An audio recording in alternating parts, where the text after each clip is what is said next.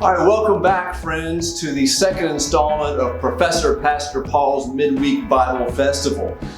This week we have a familiar story, and we're going to get to that in just a minute. But before I get into it, let me say that this week, the fifth Sunday of Lent, the theme is life from death. And I've got the story of Lazarus here, the rising of Lazarus, Jesus raising Lazarus from the dead. And that's going to be our scripture for this lesson. On Sunday, David will take the Old Testament story of Ezekiel's Valley of Dry Bones, another life from death story. But tonight we have John 11, 1 through 44, which is the raising of Lazarus. And how we're going to do this lesson tonight is I'm going to simply read through the story. It's quite long, 44 verses, and occasionally I'll pause and add some commentary and maybe give you some questions to think about as we go. So we're going to start with John 11, 1 and read through verse 44. Now a certain man was ill, Lazarus of Bethany, the village of Mary and her sister Martha.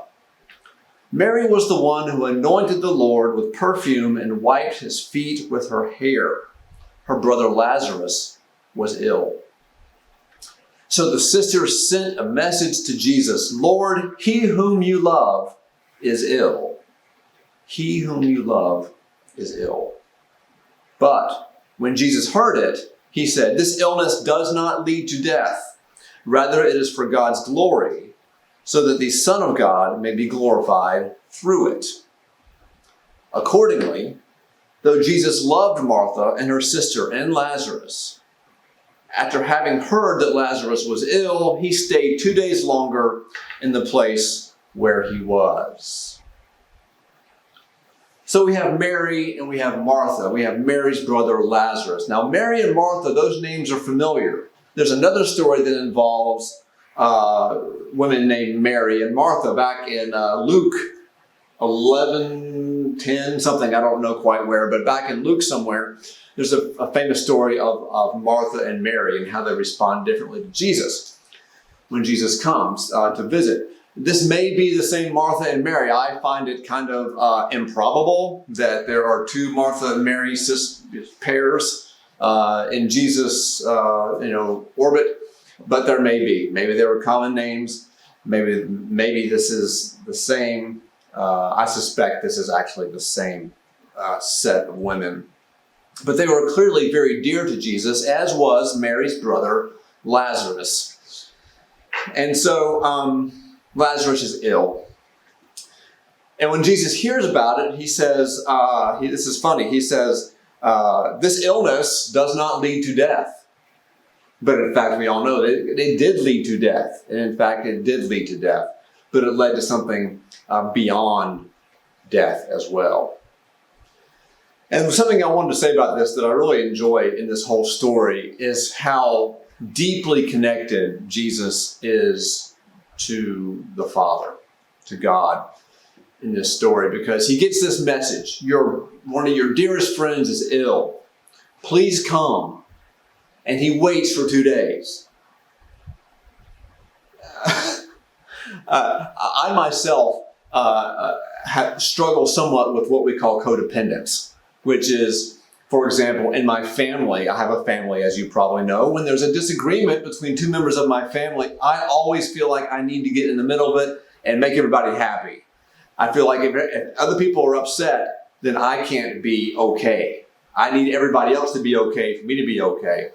But Jesus clearly it does not have this particular foible, this particular problem, because Jesus knows that his dear friends Mary and Martha need him, but he waits 2 days, and he has a reason for it. There's a reason he waits 2 days. He's connected enough to God to know how to act without fear of other people getting upset. So, Jesus, not real codependent, and I appreciate that. 2 days wait on his own schedule. Then after waiting 2 days, he said to his disciples, let us go to Judea. Now Judea is where Bethany is. He wants to go to Judea again, he says. After he said this, he said to the disciples, let us go to Judea again. And the disciples said to him, Rabbi, the Jews were just now trying to stone you, and you're going there again? It's true. Jesus had just been in Jerusalem, which is very close to Bethany, and both of those are in the area called Judea. And he had gotten the religious leaders a little riled up. They were debating on whether he was the Messiah or not, and Jesus had a way of saying it without really directly saying it. They wanted him to come out and just say it, and Jesus wouldn't really do it that way, and they got angry at him. And they had tried to stone him, but somehow Jesus, as he is wont to do, slipped away and got away from them. So the point is that re-entering Judea, where Bethany was, near Jerusalem, was a dangerous idea. And Jesus knew it. Okay, although he just escaped from the hands of the leaders and they were pretty mad at him, he was going to go back into the hornet's nest, so to speak. And so the disciples were like, are you sure you want to do this, Jesus? He said this. He answered. This was Jesus' answer to, are you sure you want to go there again? To that Jesus responds, are there not 12 hours of daylight? Those who walk during the day do not stumble because they see the light of this world. But those who walk at night stumble because the light is not in them. And this is one of those very oblique sort of responses that Jesus gives, I'm sure left the disciples scratching their heads. The disciples who, as we'll see in just a minute, can't get even the simplest figurative language. I'm sure they were left wondering what Jesus was talking about with all this light and darkness business. I'll read it again. Jesus responded to their concerns about going back to Judea. Are there not 12 hours of daylight? Those who walk during the day do not stumble because they see the light of this world, but those who walk at night stumble because the light is not in them. So there's our theme of light and darkness, which keeps showing up all through John. But another theme shows up in Jesus' in Jesus' words in John, and that is this idea of Jesus' hour coming. Earlier on in 7:30, Jesus was speaking and said, my hour has not yet come. He was always talking about his hour having not yet come. When his mother Mary wanted him to turn the water into wine in Cana, he said, my time has not come. So here Jesus is saying, are there not 12 hours of daylight? I think what Jesus was getting at was that my time is not yet here. I am still with you. And so I have more to do before the end. It was still daylight, is what Jesus was saying. And he still had to act. He could not run. He could not live in fear. After this, Jesus told them, our friend Lazarus has fallen asleep, but I'm going there to awaken him. The disciples said to him, Lord, if he has fallen asleep, he will be all right. Jesus, however, had been speaking about his death, but they thought that he was referring merely to sleep. Then Jesus told them plainly, Lazarus is dead. For your sake, I am glad I was not there so that you may believe, but let us go to him. Thomas, who was called the twin, said to his fellow disciples, let us also go that we may die with him. So Jesus tells the disciples, our friend Lazarus has fallen asleep. Jesus, the master, the absolute master of figurative language, is at it again. But then they don't get it. They can't even get that simple bit of figurative language. So he spells it out for them. He says, Lazarus is dead. He comes out and just says it to his disciples, probably with a little eye roll.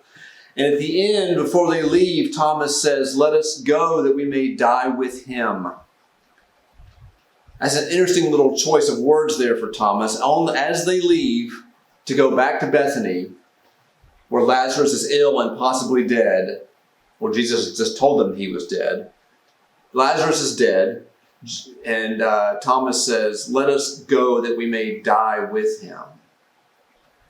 Now, That's a little bit of ambiguity there. Whose death are we talking about? And why would Thomas say they were going to go die? So the ambiguity is intentional. When Thomas says, let's go die with him, is he talking about Lazarus, or is he maybe talking about Jesus? It might help us to see what's going on here if we zoom out a bit. Looking back, the previous chapter, Jesus was arguing with the Pharisees, as he often did. And Jesus said to them in the previous chapter, in chapter 10, verse 11, Jesus said to the Pharisees, I am the good shepherd. The good shepherd lays down his life for his sheep. And now Jesus is going back to Bethany, risking his life to save his friend from death. He is doing exactly that. He is going back to save his friend, to save his sheep. And on two levels. Number one, he just escaped stoning. And so everybody's still angry with him. But on a deeper level, Jesus knows that what he's about to do by raising Lazarus from the dead is going to be the thing that drives everybody against him. He understands that by saving Lazarus, he himself will die. I am the good shepherd. The good shepherd lays down his life for his sheep. And looking ahead, we see just that the result of Jesus' life-giving move is, in fact, his own death.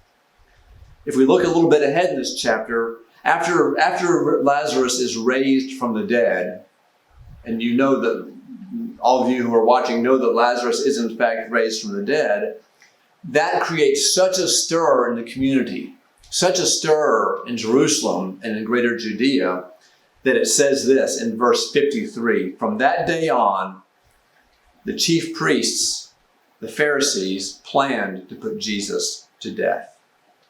This was, in fact, the move that turned the powers that be against Jesus. Therefore, this story ratchets up the tension and prepares us for the Passion, which is exactly why this text shows up in the lectionary during Lent.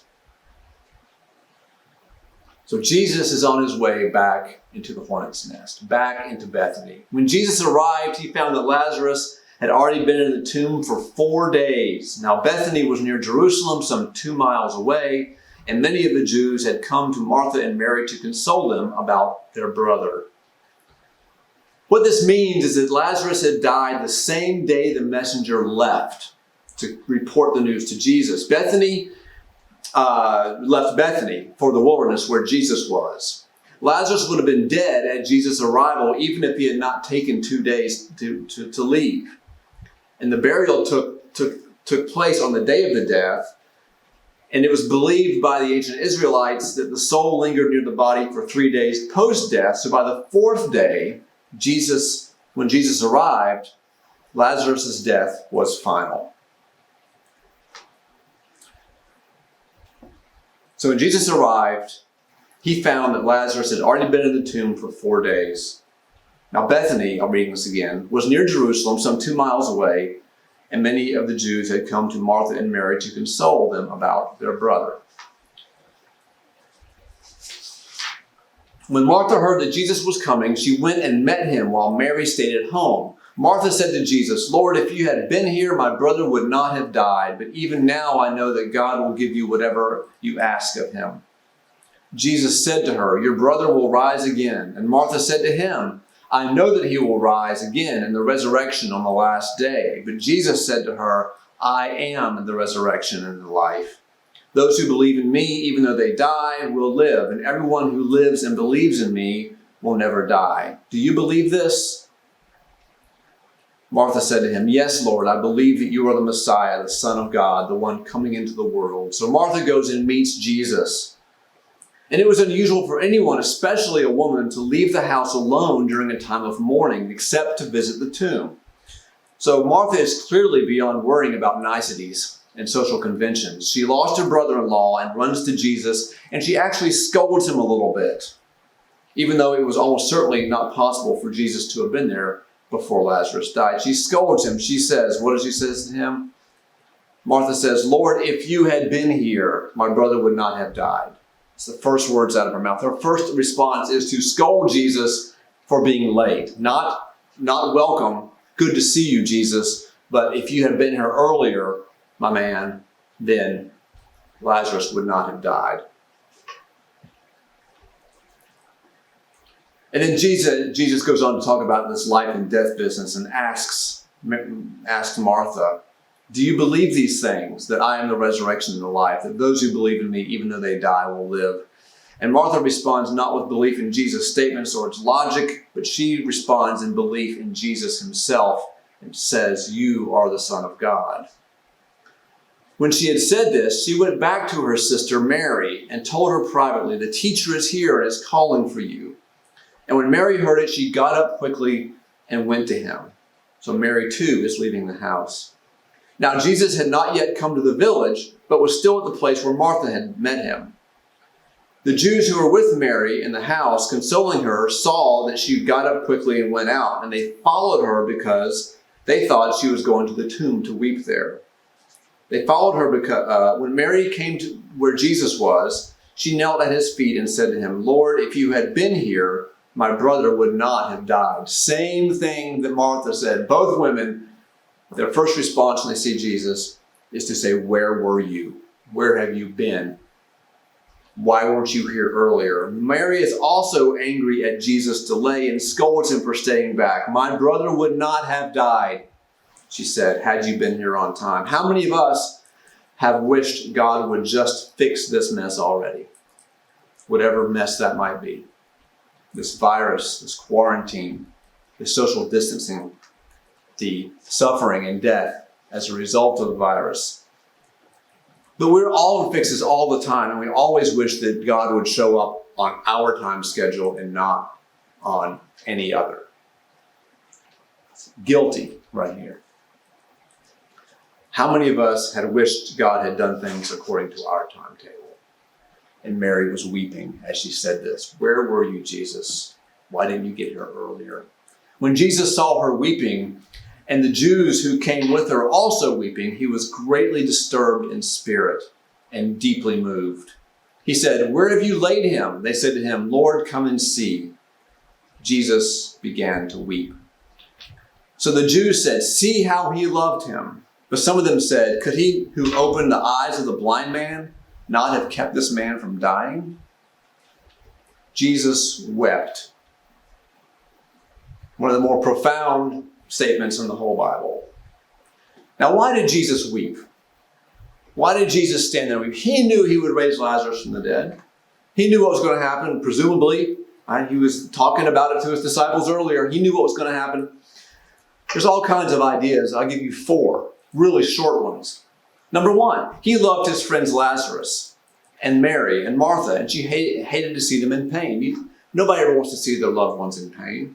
Their children, their parents, their brothers and sisters, their friends. Nobody wants to see their friends in pain. Number 2, maybe, he was sad about the general tyranny of death over humankind. And the way it paralyzes all of us and frightens all of us.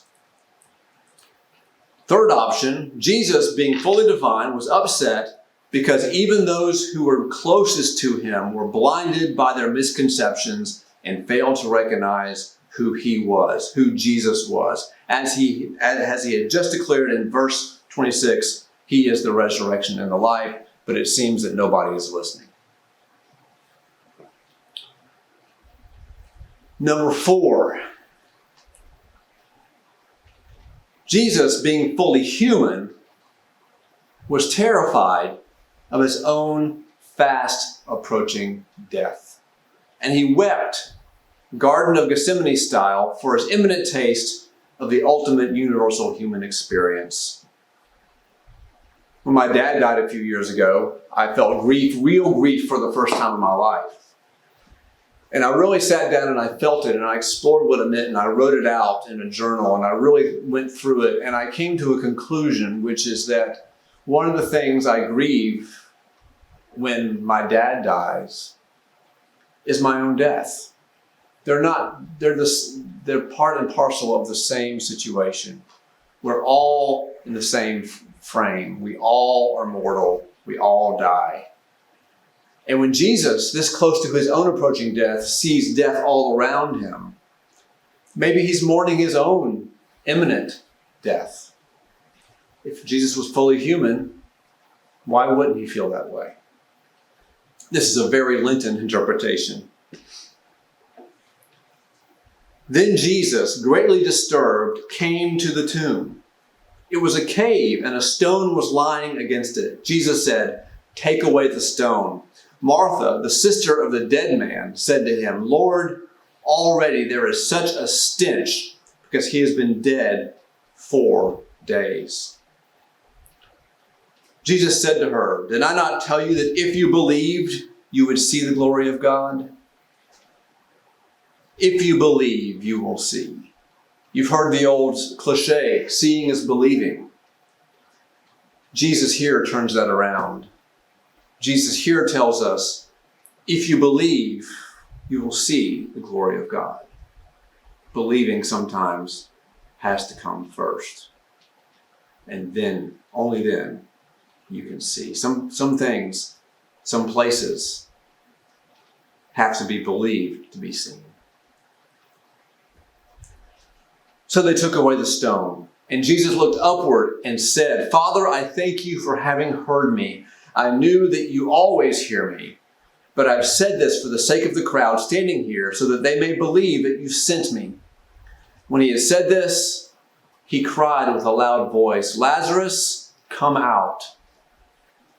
The dead man came out, his hands and feet bound with strips of cloth, and his face wrapped in a cloth. And Jesus said to them, "Unbind him and let him go." May we all of us be unbound also, even as we follow Jesus toward Jerusalem, death, and resurrection. See you next week, friends. Amen.